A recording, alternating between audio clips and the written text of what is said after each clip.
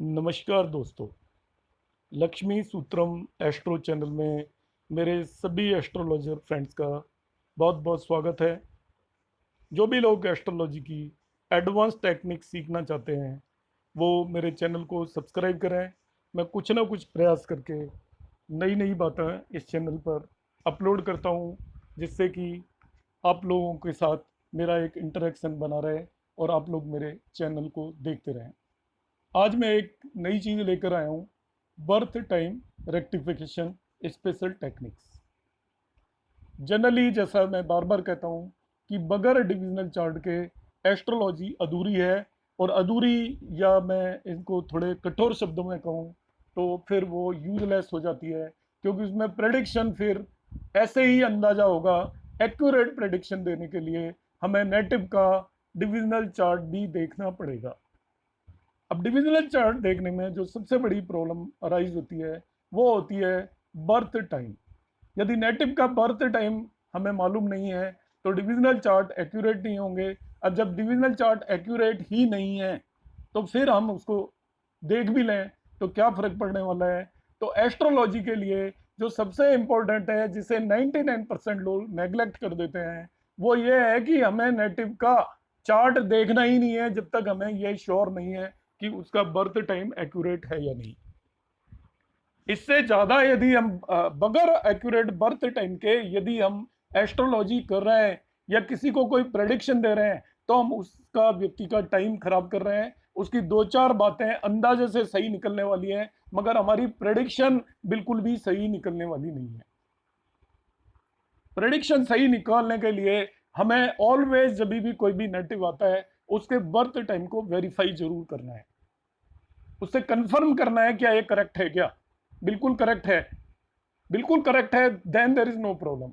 मगर वो कहता है नहीं मुझे डाउट है, ज्यादातर लोग कहते हैं हाँ डेट तो कंफर्म है मगर टाइम थोड़ा आगे पीछे हो सकता है। तो थोड़ा आगे पीछे टाइम का मतलब आपको प्रेडिक्शन देने से बचना चाहिए। कोई जरूरी नहीं है कि हम हर एक बंदे के बारे में प्रेडिक्शन दें।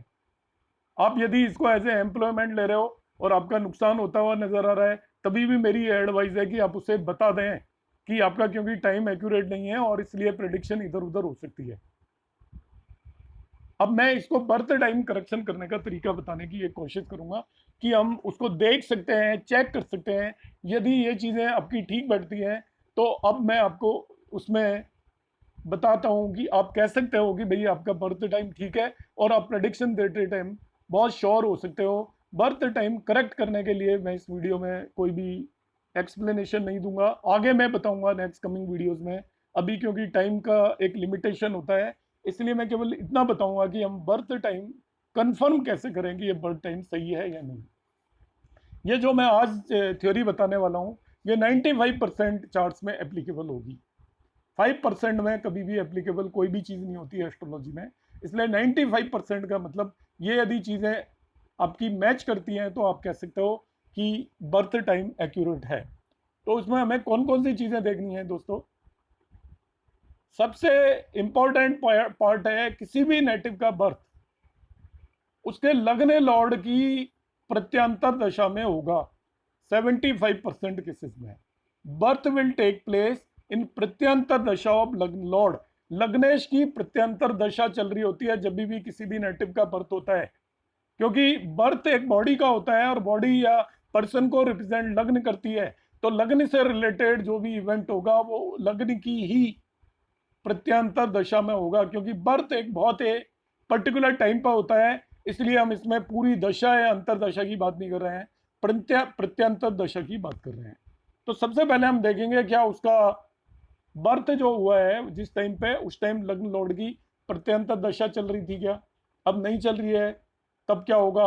अब हमें देखना है मून साइन लॉर्ड की प्रत्यांतर दशा, क्योंकि मून साइन भी एस्ट्रोलॉजी में as important as lagna lord होता है। तो मून साइन लॉर्ड भी, because moon sign is also lagna, important lagna है, तो मून साइन लॉर्ड की प्रत्यांतर दशा दूसरे नंबर पे चेक करनी है। लग्न लॉर्ड की प्रत्यांतर दशा में बर्थ होगा या मून साइन लॉर्ड की प्रत्यांतर दशा में बर्थ होगा। 75% केसेस में आपका बर्थ यदि आप राइट टाइम आपके पास है तो आप चेक कर सकते हैं इन दो टाइमों में ही होगा। तो आप किसी भी नेटिव का यदि चार्ट उठा के देखते हैं और उसका बर्थ उसके लग्न लॉर्ड की प्रत्यंतर दशा में या मून साइन लॉर्ड की प्रत्यंतर दशा में हो रहा है, तो आप समझ सकते हैं कि उसका बर्थ टाइम काफी एक्यूरेट है। अब इन दोनों में से नहीं होता है तो अब हमें क्या करना है?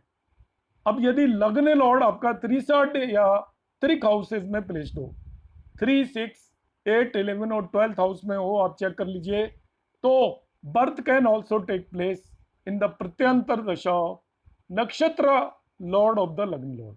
आप लग्न लॉर्ड का नक्षत्र देख लीजिए और उसके लॉर्ड की प्रत्यंतर दशा में भी बर्थ पॉसिबल है। ये आपका रिमेनिंग 10% केसेस कवर करेगा, मतलब 85% केसेस में either in the PD of lagna lord और PD of moon sign lord, और third one it is nakshatra lord of the lagna lord. Fourth one navamsha जो चार्ट होता है, जैसा मैं प्रीवियस वीडियोस में बताता हूं, it is as important as the lagna chart. तो यदि इन तीनों केसेस में भी बर्थ नहीं हो रहा है तो उसके D9 चार्ट के लग्न लॉर्ड की प्रत्यंतर दशा में भी बर्थ हो सकता है। In the lagna lord of the D9 chart, Navamsa chart के लग्न लॉर्ड की प्रत्यंतर दशा में भी बर्थ हो सकता है। ये फोर्थ पॉसिबिलिटी है। तो first is lagna lord, second is moon sign lord, third is the nakshatra lord of the lagna lord, and fourth is the lagna lord of the D9 chart. Fifth one, when lagna lord is conjoined or is in relationship with Rahu and Ketu. लग्न Lord आपका किसी भी तरीके से राहु केतु से relation में हो या उनके साथ प्लेस्ड हो, तो राहु की प्रत्यंतर दशा में भी बर्थ हो सकता है। राहु को एक्चुअली हम मेन प्लैनेट कंसीडर करते नहीं है, इसलिए राहु की दशा और प्रत्यंतर दशाओं में सभी इवेंट हो सकते हैं, आप ऐसा भी मान सकते हो। जैसे मैरिज से रिलेटेड भी आप बात कर रहे हैं, तो राहु की दशाओं में मैरिज भी हो सकती है और कोई भी इवेंट भी हो सकता है। तो यदि आपका लग्न लॉर्ड राहु से किसी भी तरीके से रिलेट हो जाए तो उसकी प्रत्यंतर दशा में भी आपका हो सकता है। This is the fifth theory. Sixth one है आपका, birth may also take place in the pratyantar dasha of planet in the लग्न। कभी कभी लग्न में जो भी प्लेनेट प्लेस्ड है उसकी पीढ़ी में भी बर्थ हो सकती है, मगर इसमें कंडीशन है वो प्लैनेट केंद्र या ट्राइन का लॉर्ड होना चाहिए। 6, 8, 12 का लॉर्ड नहीं होना चाहिए, केंद्र या ट्राइन का लॉर्ड हो तो आपका लग्न में जो प्लैनेट बैठा है उसकी प्रत्यंतर दशा में भी बर्थ होना पॉसिबल है। और लास्ट वन और 7th केस में ले रहा हूं, in few cases, in very rare cases, the birth may also take place in the pratyantar dasha of planet expecting the लग्न। तो ये 7 प्लैनेट्स के केस में 95% केसेस में आप जब भी कोई चार्ट आता है तो उसका आपका बर्थ टाइम रेक्टिफिकेशन करने से पहले आप ये देखेंगे कि उसका बर्थ टाइम करेक्ट है या नहीं। करेक्ट हुए बगैर हम रेक्टिफिकेशन करने की नीड नहीं है।